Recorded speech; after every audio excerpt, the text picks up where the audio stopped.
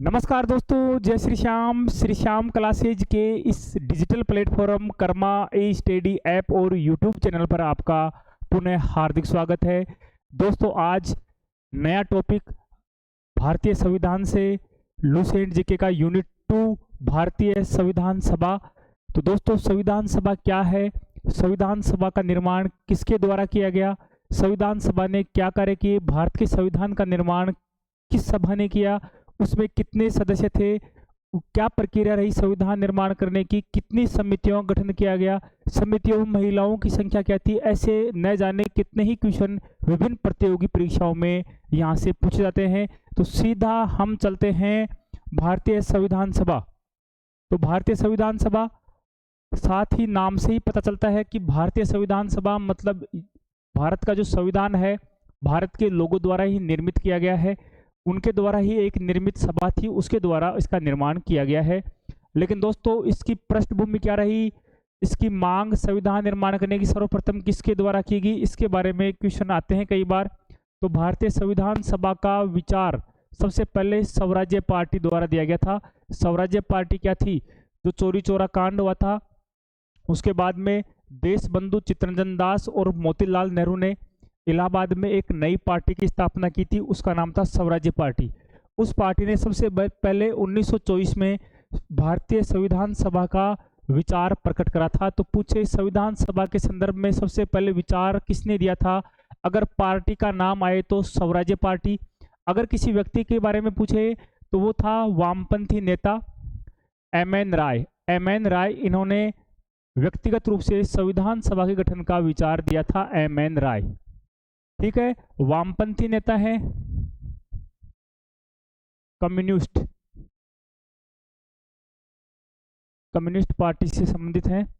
भारतीय राष्ट्रीय कांग्रेस ने इसके बाद भारतीयों के द्वारा एक संविधान निर्माण हो, इसकी मांग आधिकारिक रूप से 1935 में की। तो भारतीय राष्ट्रीय कांग्रेस जो दल था उसके द्वारा 1935 में आधिकारिक रूप से मांग की कि भारतीयों के द्वारा एक संविधान निर्माण करा जाए, उसके सभी सदस्य क्या हों, भारतीय हों, उनका निर्वाचन वयस्क मताधिकार द्वारा हो। अब दोस्तों आगे 1940 में ब्रिटिश सरकार द्वारा जो कांग्रेस की मांग थी, भारतीय राष्ट्रीय कांग्रेस की मांग थी, उसे स्वीकार कर लिया कि हम एक जल्द ही संविधान सभा के निर्माण के संदर्भ में विचार से, आपके विचार है उसे सहमत हैं और इसका गठन जल्द ही किया जाएगा। ये सहमति ही क्या कहलाती है, अगस्त प्रस्ताव कहलाती है, उसे ही अगस्त ऑफर के नाम से जाना जाता है।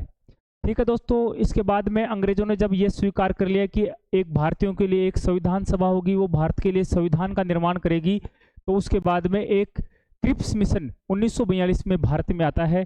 वह संविधान सभा के गठन के संदर्भ में चर्चा करता है, लेकिन उसकी विचारों से, बातों से दोनों ही दल कह सकते हैं या गुट कह सकते हैं वहाँ पे, जैसे एक कांग्रेस था और उस समय एक मुस्लिम लीग था। कांग्रेस पूरे भारत की बात कर रहा था, जबकि मुस्लिम लीग अलग से देश जो वर्तमान में पाकिस्तान है, मुस्लिमों के लिए अलग देश की मांग कर रहा था कि हमारे लिए अलग संविधान हो, अलग देश अलग संविधान, अलग देश अलग विधान की मांग कर रहा था। तो ऐसे में ये क्रिप्स मिशन लागू नहीं हो पाया। बाद में कैबिनेट मिशन आया 1946 में। कैबिनेट मिशन में 3 सदस्य थे, स्टैफोर्ड क्रिप्स, पैट्रिक लॉरेंस और ए.बी. अलेक्जेंडर। इन्होंने प्रस्ताव पेश करा, प्रस्ताव से दोनों सहमत हो गए। कैबिनेट मिशन ने द्विराष्ट्र के सिद्धांत और 2 संविधान सभा की मांग को नकार दिया। सभी भारतीयों से मिलकर एक संविधान सभा का निर्माण होगा।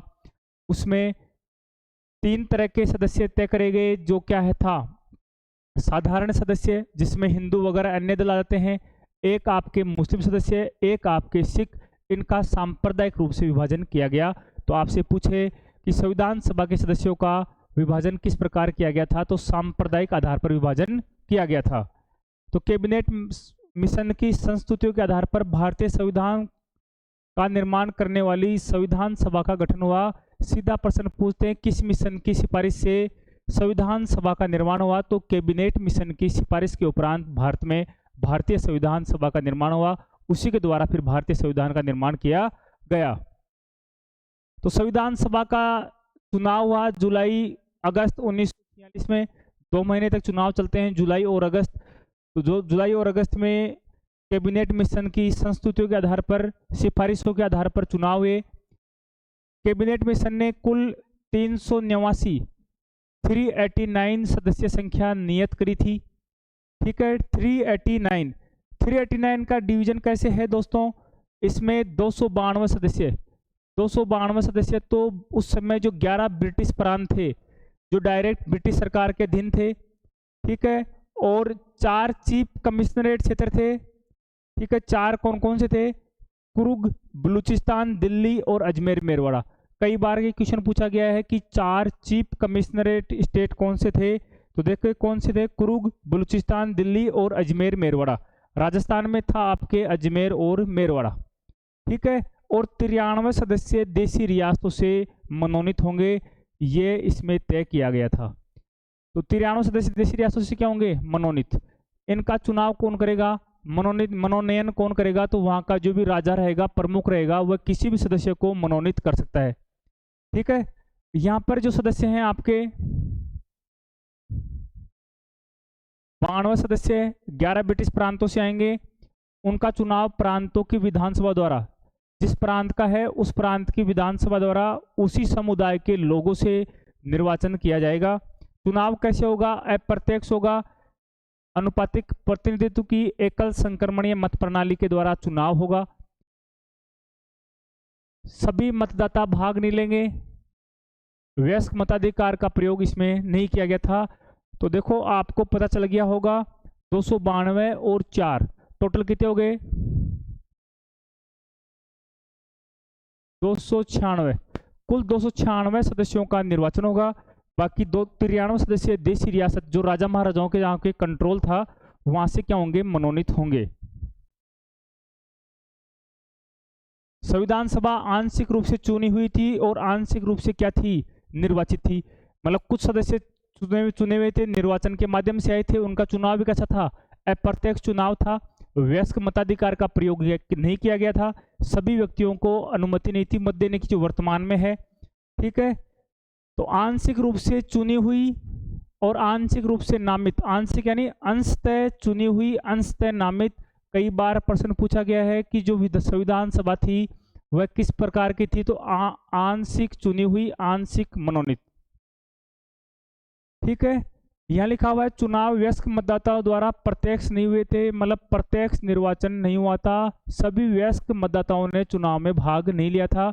1935 के अधिनियम में उन्हीं को मत देने का अधिकार था जो कर देते हैं, उनके पास शिक्षा है, संपत्ति है। कुछ आधार बनाए गए थे, उन्हीं आधारों के आधार पर सिलेक्टेड व्यक्ति, चयनित व्यक्तियों द्वारा ही मताधिकार का प्रयोग किया गया।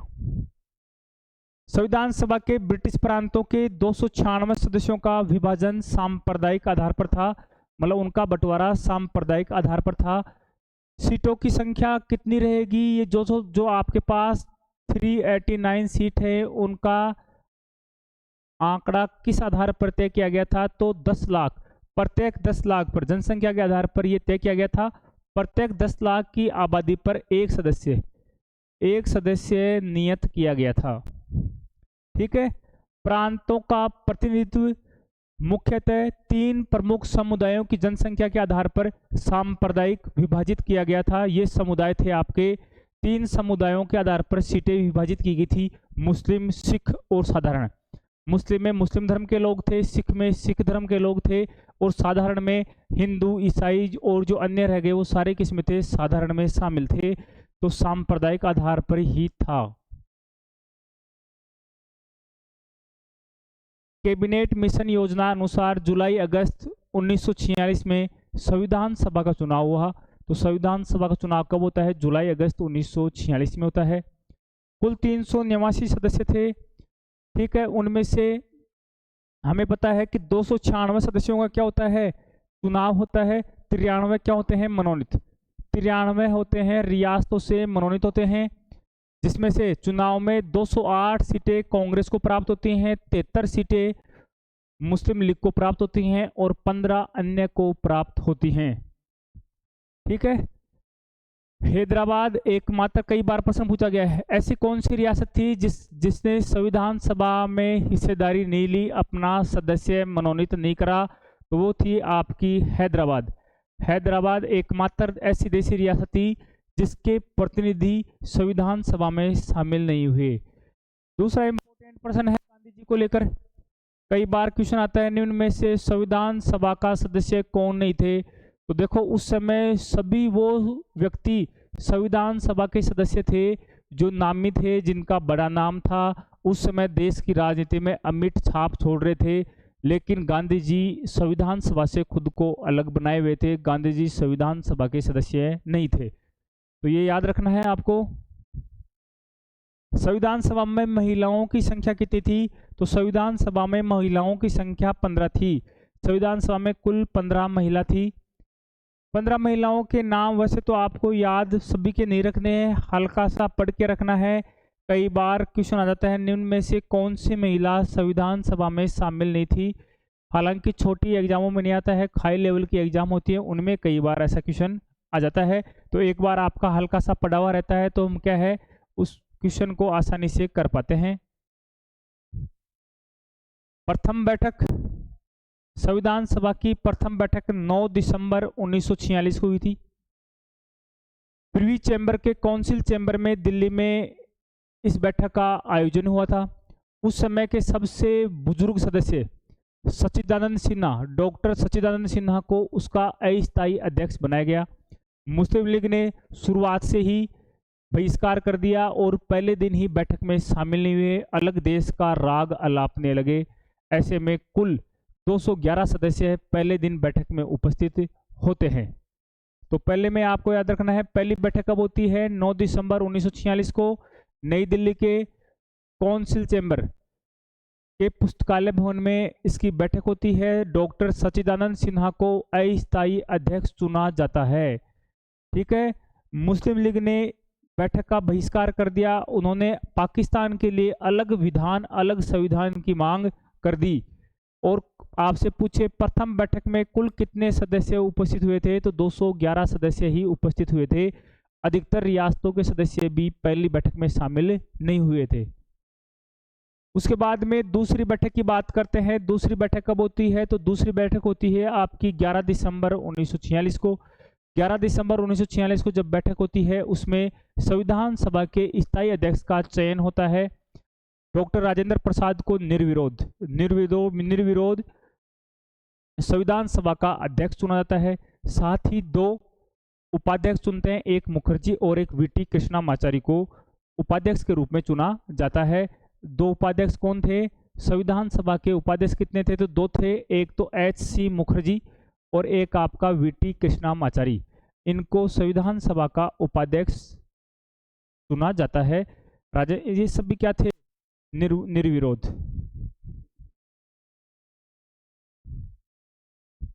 ठीक है, नेक्स्ट है आपका ऑब्जेक्टिव रिजोल्यूशन, उद्देश्य प्रस्ताव। उद्देश्य प्रस्ताव देखो, आपको कार्यवाही ऐसे याद रखनी है। 9 दिसंबर पहली बैठक, 11 दिसंबर आपकी दूसरी बैठक, और अगले मतलब 2 दिन छोड़ के हो रही बैठक। अगले एक दिन छोड़कर 13 दिसंबर को उद्देश्य प्रस्ताव जवाहरलाल नेहरू द्वारा संविधान सभा में प्रस्तुत किया जाता है। उद्देश्य प्रस्ताव में संविधान बनाने का क्या उद्देश्य है, उसकी क्या क्या मुख्य वस्तु रहेंगी, उसका मुख्य बिंदु क्या रहेंगे, उन सभी पर प्रकाश डाला गया। यह उद्देश्य प्रस्ताव 22 जनवरी 1947 को पास हो गया। इस उद्देश्य प्रस्ताव को ही बाद में परिवर्तित रूप में प्रस्तावना या उद्देशिका के रूप में अपनाया गया है। तो दोस्तों 22 जनवरी 1947 को उद्देश्य प्रस्ताव, ऑब्जेक्टिव रिजोल्यूशन, संविधान सभा की कार्यवाही 13 दिसंबर 1946 को जवाहरलाल नेहरू द्वारा उद्देश्य प्रस्ताव पेश करने के साथ ही प्रारंभ हो गई। ठीक है, उद्देश्य प्रस्ताव का ही परिवर्तित रूप, उसका ही बदलावा रूप, मॉडिफाई रूप क्या है? आपकी प्रस्तावना है, उद्देशिका है, प्रीएम्बल है। ठीक है, 22 जनवरी 1947 को उद्देश्य प्रस्ताव की स्वीकृति के बाद संविधान सभा ने संविधान निर्माण हेतु अनेक समितियां नियुक्त की। जैसे ही उद्देश्य प्रस्ताव पास हो गया, उसके बाद संविधान सभा ने विभिन्न प्रकार के कार्य करने के लिए अलग अलग समितियों का गठन करा। उन सभी समितियों के अध्यक्ष कौन थे वो आपको याद रखना है एग्जाम के दृष्टिकोण के अनुसार। तो दोस्तों, संविधान सभा की प्रमुख समितियां और उनके अध्यक्ष कैसे याद रखोगे? पहले में देखो, आपको एक ट्रिक दिख रही है, संघ, संघ शक्ति और संघ संविधान। संघ शक्ति, संघ संविधान, जहां भी संघ आ जाए तो आप तो पंडित जवाहरलाल नेहरू ऑब्जेक्ट पर टिक लगाकर आ जाना, संघ शक्ति, संघ संविधान। ठीक है। अब प्रांतों को मिलाने वाले कौन थे? वल्लभ भाई पटेल थे। तो वो तो याद हो जाएगा आपके, प्रांतों के लिए सारा काम करने वाले वल्लभ भाई पटेल थे। प्रांतीय संविधान समिति मौलिक अधिकार, अल्पसंख्यकों, जनजातियों और बहिष्कृत क्षेत्रों के लिए सलाहकार समिति बनाई गई थी। उसके अध्यक्ष थे आपके सरदार वल्लभ भाई पटेल। नेक्स्ट है प्रारूप समिति। प्रारूप समिति के अन्य नाम हैं ड्राफ्टिंग कमेटी, मसौदा समिति। ठीक है, ये नाम भी आपको साथ में याद रखने हैं। इसका प्रमुख बनाया गया था डॉक्टर भीमराव अंबेडकर को। ड्राफ्टिंग कमेटी के बारे में, प्रारूप समिति के बारे में, मसौदा समिति या कमेटी के बारे में कई बार ही प्रश्न पूछा गया है, लगातार एग्जाम में आता है, तो ये आप विशेष रूप से याद रखें। अब है आपका संचालन समिति, राष्ट्र ध्वज संबंधी समिति और प्रक्रिया नियम समिति। कई बार तो नियम समिति लिखा हुआ आ जाता है, बाकी प्रक्रिया या नियम समिति कैसे भी लिखा हुआ आ जाए, आपको याद रखना है। प्रक्रिया नियम समिति के अध्यक्ष थे हमारे डॉक्टर राजेंद्र प्रसाद। कैसे याद रखोगे? सराफ, सराफ से याद रख सकते हो। स का मतलब संचालन, रा का मतलब राष्ट्र, ठीक है, प्र का मतलब प्रक्रिया हो गया, तो इससे हो जाएगा आपका सराफ, डॉक्टर राजेंद्र प्रसाद। इसके बाद में है मौलिक अधिकारों की उप समिति। मौलिक अधिकारों की उप समिति के अध्यक्ष थे जेबी कृपलानी, जेबी कृपलानी। और अल्पसंख्यक उप समिति के अध्यक्ष थे आपके एच.सी. मुखर्जी, एच.सी. मुखर्जी। प्रारूप समिति के बारे में बात करते हैं। प्रारूप समिति के अध्यक्ष थे हमारे डॉक्टर भीमराव अंबेडकर। प्रारूप समिति बी.एन. राव द्वारा तैयार किए गए संविधान के प्रारूप पर विचार विमर्श करने के लिए संविधान सभा द्वारा 29 अगस्त 1947 को एक संकल्प पारित करके बनाई गई थी। उसका काम था संविधान के सलाहकार, संवैधानिक सलाहकार या कानूनी सलाहकार बी.एन. राव, बेनेगल नरसिंह राव, बेनेगल नरसिंह राव द्वारा जो बनाया गया था संविधान के बारे में प्रारूप, उस पर विचार करने के लिए एक प्रारूप समिति बनाई। प्रारूप समिति के अध्यक्ष थे आपके भीमराव अंबेडकर, डॉक्टर भीमराव अंबेडकर। इसमें एक अध्यक्ष और 6 सदस्य, 1+6 थे। डॉक्टर भीमराव अंबेडकर हो गए अध्यक्ष और 6 अन्य क्या थे? सदस्य थे। दोस्तों, हाल ही एग्जामों में, विभिन्न प्रतियोगी परीक्षाओं में क्वेश्चन पूछा जा रहा है सदस्यों के नामों के बारे में। अब कितने सदस्यों का आप नाम याद रख सकते हो, लेकिन इसमें एक आपको लिंक मिलता है, लिंक है डॉक्टर भीमराव अंबेडकर, तो आपके याद रहेगा ये तो क्या थे? अध्यक्ष थे। बाकी सभी सदस्यों के नाम हैं वो कहीं ना कहीं भगवान कृष्ण के पर्यायवाची या भगवान कृष्ण के नाम हैं, उनसे मिलते जुलते हैं। जैसे अल्लादी कृष्णा स्वामी अय्यर, ये गोपाल हो गया आपका, कन्हैया लाल हो गया आपका, माधवी कृष्ण जी के बारे में है, और कृष्णा माचारी, ये सभी कृष्ण जी के नाम पर आधारित हैं। एक मोहम्मदन नेम है जो आप याद रख लेना, मोहम्मद सादुल्ला, मोहम्मद सैयद मोहम्मद शादुल्ला, आप याद रख लेना। बाकी सभी भगवान कृष्ण के नाम पर हैं, तो वो आपके आसानी से याद हो जाएंगे। तो प्रारूप समिति के सभी सदस्य और अध्यक्ष का नाम आपके याद हो गया होगा। दोस्तों, बात करते हैं डॉक्टर भीमराव अंबेडकर की। तो डॉक्टर भीमराव अंबेडकर को आधुनिक मनु, भारतीय संविधान का जनक, भारतीय संविधान का पिता कहा जाता है कि उनके देखरेख में प्रारूप समिति द्वारा संविधान का प्रारूप तैयार किया गया। उनके द्वारा विशेष प्रकार की दलीलें दी गई, अपने ओजस्वी बातों से, अपने विचारों से संविधान को उन्होंने काफी प्रभावित करा, इसीलिए उन्हें संविधान का जनक कहा जाता है। डॉक्टर भीमराव अंबेडकर का संविधान सभा के लिए निर्वाचन पहले तो बंगाल से हुआ था, उसके बाद में देश के विभाजन के उपरांत उनका निर्वाचन हुआ बॉम्बे से। कहाँ से हुआ? बॉम्बे से। तो डॉक्टर भीमराव अंबेडकर का निर्वाचन क्षेत्र संविधान सभा का पूछते हैं कई बार, तो पहला तो उनका था निर्वाचन क्षेत्र बंगाल, दूसरा था विभाजन उपरांत बॉम्बे। ठीक है। इन्हें भारत के संविधान का मुख्य वास्तुकार, ठीक है, भारतीय संविधान का जनक कहा जाता है। लेकिन दोस्तों, जो हमने संख्या 389 बताई थी संविधान सभा की प्रारंभिक, उसमें जैसे ही संविधान भारत का विभाजन होता है, भारत के विभाजन के लिए 3 जून 1947 को माउंटबेटन योजना स्वीकृत होती है। उसके बाद में सीटों की संख्या में बदलाव आता है, कुल सीटें घटकर 324 रह जाती हैं। तो 3 जून 1947 को माउंटबेटन योजना,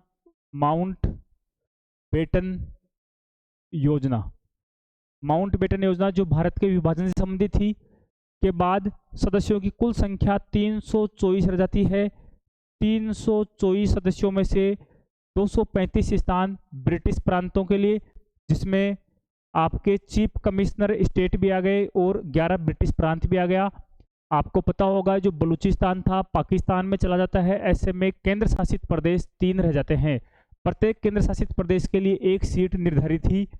89 स्थान देशी रियासतों के लिए बच गए। पहले 93 थे, वो घटकर कितने हो गए आपके 89 रह गए। ये 3 जून 1947 की बात है। उसके बाद में जैसे ही देश का विभाजन होता है इस भारतीय स्वतंत्रता अधिनियम के तहत, उसके बाद में संविधान सभा का पुनर्गठन 31 अक्टूबर 1947 को हुआ, जिसके तहत कुल सदस्य संख्या 299 रखी गई। देश का विभाजन होने के उपरांत इसका पुनर्गठन किया गया, जिसके तहत ब्रिटिश प्रांतों के लिए 229 सीटें और 70 सीटें देशी रियासतों के लिए रखी गई। इनका वही चुनाव के आधार पर और इनका वही मनोनयन था। ठीक है। जो क्षेत्र भारत के हिस्से में रह गए, उनका चुनाव पहले से हो रखा था।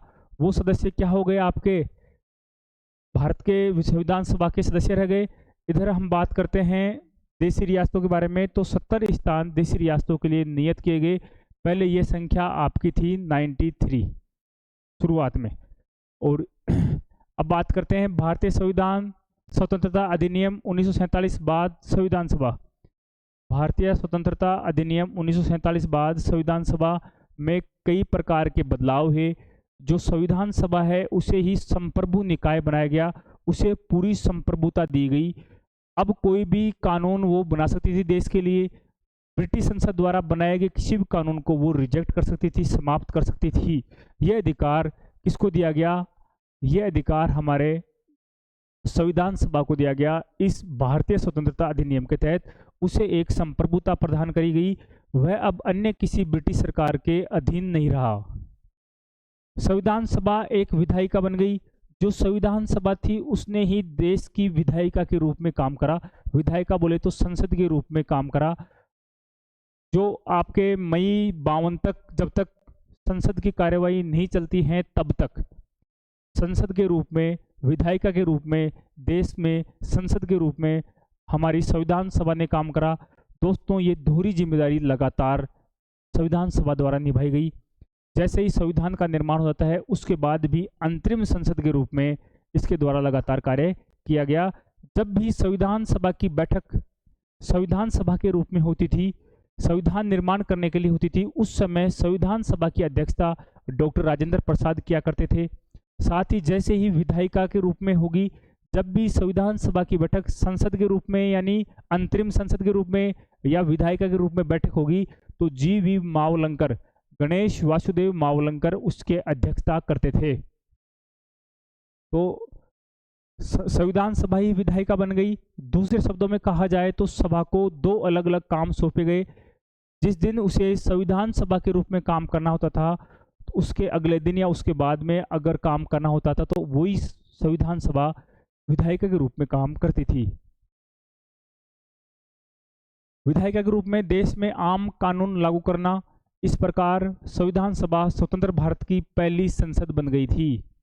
संविधान सभा की अध्यक्षता डॉक्टर राजेंद्र प्रसाद किया करते थे, लेकिन जब बतौर विधायिका, जब संविधान सभा विधायिका के रूप में काम करेगी तो उसकी अध्यक्षता जी.वी. मावलंकर करेंगे। प्रारूप समिति ने संविधान के प्रारूप पर विचार विमर्श करने के बाद 21 फरवरी 1948 को संविधान सभा को अपनी रिपोर्ट पेश की। संविधान सभा को रिपोर्ट कब पेश करी? 21 फरवरी 1948 को प्रारूप समिति ने संविधान सभा को अपनी रिपोर्ट पेश कर दी। उसके बाद में संविधान सभा द्वारा उसकी रिपोर्ट का, उस संविधान का वाचन किया गया, उसे ही बोलते हैं वाचन। तो आपसे पूछें संविधान का वाचन कितने चरणों में होता है, कितनी बार होता है, तो संविधान का वाचन 3 चरणों में होता है, 3 बार होता है। प्रथम वाचन आपका 4 नवंबर से लेकर 9 नवंबर 1948 से चलता है। दूसरा वाचन आपका 15 नवंबर से लेकर 17 अक्टूबर 1949 तक चलता है। और तीसरा वाचन आपका 14 नवंबर से लेकर 26 नवंबर 1949 तक चलता है। और इसी दिन संविधान को 26 नवंबर 1949 को संविधान को आत्मसमर्पित, अंगीकृत, अधिनियमित कर दिया गया था। ठीक है। इस समय संविधान में जब 26 नवंबर 1949 की बात कर रहे हैं, संविधान सभा की अंतिम बैठक होती है आपके 24 नवंबर 1950 को। और ये बात है आपकी 26 नवंबर 1949 को, जिस दिन इसे पारित किया गया, अंगीकृत किया गया, अधिनियमित किया गया, भारतीय जनता को आत्मसमर्पित किया गया, जनता द्वारा बनाया गया संविधान जनता पर को ही वापस सौंपा गया। उस दिन की तिथि थी 26 नवंबर 1949। उस दिन 284 सदस्य उपस्थित थे। हमने इससे पहले पढ़ा था कुल सदस्य 299 थे। उसमें उस समय 26 नवंबर 1949 को 284 सदस्य उपस्थित थे। उनमें से 8 महिला सदस्य थी।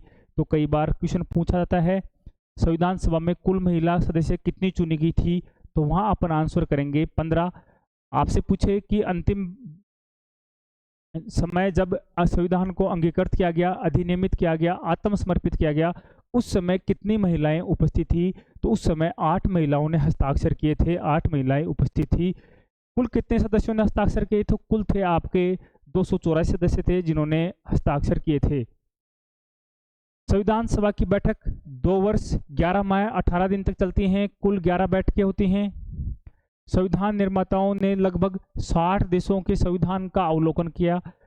इसके बाद प्रारूप पर जो इसने श्याम बेनेगल नरसिंह राव ने संवैधानिक सलाहकार ने प्रस्तुत किया। उसके बाद प्रारूप समिति ने 114 दिन तक उसका अध्ययन कर संविधान सभा को सौंपा गया। उसके बाद 24 जनवरी 1950 को अंतिम बैठक होती है संविधान सभा की। इसी बैठक में देश के राष्ट्र प्रमुख के रूप में, राष्ट्रपति के रूप में डॉक्टर राजेंद्र प्रसाद का चयन किया जाता है। इसके बाद 26 जनवरी 1950 को 50 से लेकर आपके 1951-1952 में हुए आम चुनाव के बाद बनने वाली संसद के निर्माण तक अंतरिम संसद के रूप में काम करा। इसने आपके संविधान सभा ने, तो संविधान सभा ने अंतरिम संसद के रूप में कब तक काम करा? तो जब तक नई संसद ने कार्यवाही प्रारंभ नहीं करी तब तक इसने, संविधान सभा ने ये कार्य किया। संविधान का परिवर्तन, तो दोस्तों संविधान का परिवर्तन 26 नवंबर 1949 को हमारा संविधान पूरी तरह बनकर तैयार हो गया था। उसके कुछ प्रावधान जो नागरिकता संबंधी थे, चुनाव संबंधी थे, संसद संबंधी थे, उन्हें तुरंत ही लागू कर दिया गया था। लेकिन अधिकतर प्रोविजंस रखे गए बाद में लागू करने के लिए। उसके लिए नियत तिथि 26 जनवरी 1950 तय की गई। दोस्तों 26 जनवरी 1950 को संविधान लागू करने का प्रमुख उद्देश्य यह था कि यह देश के लिए एक ऐतिहासिक दिन था। जब देश गुलामी के दुष्चक्र में फंसा हुआ था, उस समय लाहौर में रावी नदी के तट पर दिसंबर 1929 में कांग्रेस का अधिवेशन हुआ था। उस अधिवेशन में यह कहा गया था या तो अंग्रेज हमें 26 जनवरी 1930 तक स्वतंत्र कर दे, अगर स्वतंत्र नहीं करते हैं, यानी स्वतंत्र का मतलब डोमिनियन स्टेट का दर्जा दे दें, अगर नहीं देते हैं तो हम स्वराज्य दिवस के रूप में 26 जनवरी 1930 को मनाएंगे। तो दोस्तों भारत द्वारा पहला स्वराज्य दिवस के रूप में जो दिन मनाया गया था वो था 26 जनवरी 1930। ऐसे में 26 जनवरी को एक ऐतिहासिक दिन घोषित किया जाए, हमेशा अविस्मरणीय रहे, हमेशा हमारे याद रहे। ऐसी स्थिति में जो हमारा संविधान था उसे 26 नवंबर को न लागू करके 26 जनवरी 1950 को लागू किया गया। ठीक है, अब बात करते हैं 26 नवंबर 1949 की। तो दोस्तों 2015 में डॉक्टर भीमराव अंबेडकर, जिन्हें संविधान का जनक या पिता कहा जाता है, आधुनिक मनु की भी संज्ञा दी जाती है, ठीक है, उनकी जयंती 125वीं जयंती के अवसर पर 2015 में 26 नवंबर को संविधान दिवस के रूप में, कॉन्स्टिट्यूशन डे के रूप में केंद्र सरकार, नरेंद्र मोदी सरकार द्वारा मनाया गया। और आगे से 26 नवंबर को प्रत्येक वर्ष संविधान दिवस, कॉन्स्टिट्यूशन डे के रूप में मनाया जा रहा है। तो 26 नवंबर को क्या आता है आपका? कॉन्स्टिट्यूशन डे आता है, संविधान दिवस आता है। कब से मनाया जा रहा है? 2015 से मनाया जा रहा है। क्यों मनाया जा रहा है? डॉक्टर भीमराव अंबेडकर की 125वीं जयंती के उपलक्ष्य में उनके द्वारा संविधान निर्माण में जो कार्य किया गया था उसे श्रद्धांजलि दी जाए, उसे धन्यवाद दिया जाए, उस उपलक्ष्य में ये बनाया जाता है। ठीक है। संविधान के शेष प्रावधान 26 जनवरी 1950 को लागू हुए। इसे गणतंत्र दिवस के रूप में मनाते हैं। गणतंत्र क्या होता है? देश का मुखिया क्या है? राष्ट्रपति है। वो क्या है? अब वंशानुगत नहीं है, वो क्या है? निर्वाचित जनता द्वारा अप्रत्यक्ष रूप से क्या है? निर्वाचित है। देश का प्रमुख अब निर्वाचित होगा, न तो कोई दूसरे देश का राजा देश की सत्ता चलाएगा। हमारे देश का जो प्रमुख है वो क्या होगा? जनता द्वारा अप्रत्यक्ष रूप से निर्वाचित होगा। इसलिए हम अब से क्या हो जाएंगे? गणतंत्र देश हो जाएंगे, गणतंत्रात्मक देश हो जाएंगे। इस दिन का ऐतिहासिक महत्व है। इसी दिन 1930 को भारतीय राष्ट्रीय कांग्रेस ने लाहौर अधिवेशन जो कहाँ हुआ था? 1929 में हुआ था, में जो संकल्प लिया था पूर्ण स्वराज दिवस का, वो मनाया गया था। इस दिवस को यादगार के रूप में रखें, इसलिए 26 जनवरी 1950 को भारतीय संविधान को लागू किया गया। तो आपसे पूछे भारतीय संविधान कब अधिनियमित हुआ, कब अंगीकृत हुआ, कब आत्मसमर्पित हुआ? अगर ये 3 लाइन आए तब हमें करेंगे 26 नवंबर 1949। जब ये पूछे कब लागू हुआ तो करेंगे हम 26 जनवरी 1950। अधिनियमित,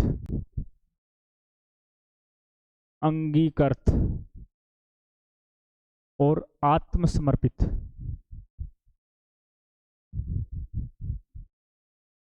अगर ये तीनों लाइन आती हैं इसका मतलब है कि ये कब हुआ? हमारा संविधान अधिनियमित कब हुआ? तो 26 नवंबर 1949 को। कब अंगीकृत हुआ? 26 नवंबर 1949 को। कब आत्मसमर्पित हुआ? आत्मसमर्पित का मतलब है खुद ने ही खुद को सौंप दिया, तो क्या है?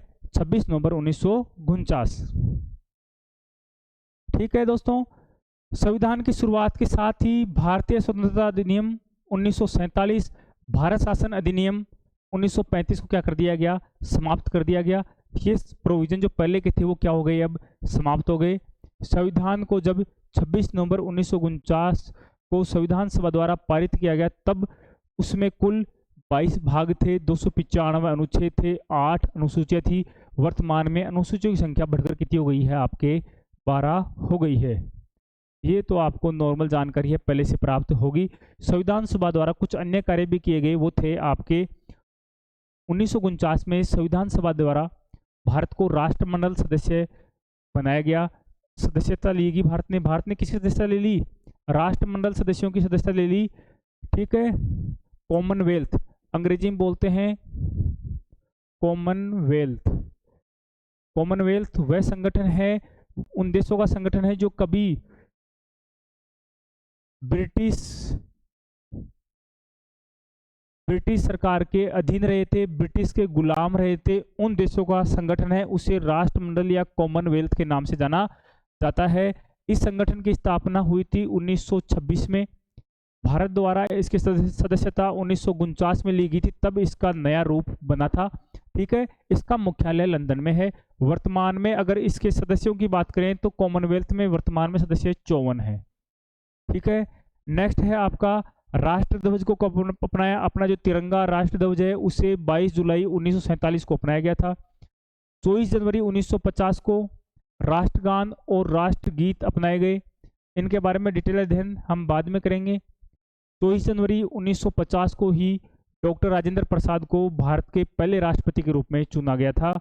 ये अंतिम बैठक थी। अंतिम बैठक में ये दोनों फैसले हुए थे। पाकिस्तान की बात करते हैं तो 26 जुलाई 1947 को गवर्नर जनरल ने पाकिस्तान के लिए पृथक संविधान सभा की स्थापना की घोषणा करी। ठीक है, और पाकिस्तान ने अपना संविधान बनाया, वो कब लागू होता है? 1956 में लागू होता है। अन्य महत्वपूर्ण तथ्य, संविधान सभा द्वारा हाथी को प्रतीक या मोहर के रूप में अपनाया गया था।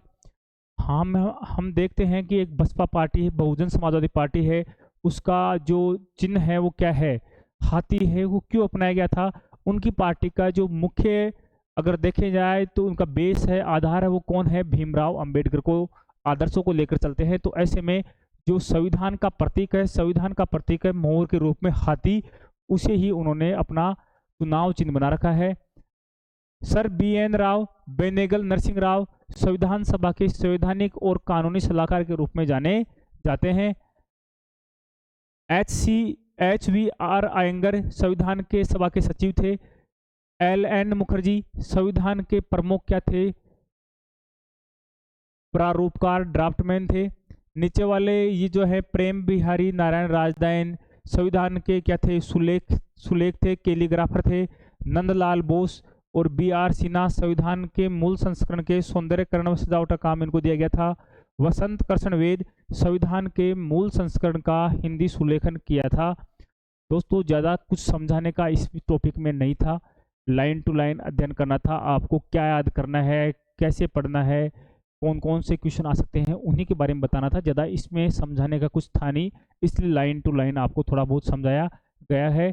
काफ़ी अच्छा मैटर है, आप लगातार पढ़ते रहोगे, याद करते रहोगे तो न जाने कब आपकी लुसेंट पूरी हो जाएगी, कब आपका भारतीय संविधान पूरा हो जाएगा। तो दोस्तों अगर आपको जो PDF है वो चाहिए तो आप हमारा एप्लीकेशन है, हमारे एप्लीकेशन पर जाएं और वहाँ से फ्री मटेरियल, वहाँ से आप जाएंगे फ्री मटेरियल में जाएंगे तो फ्री मटेरियल में जाने के बाद आपको 3 ऑप्शन दिखाई देंगे।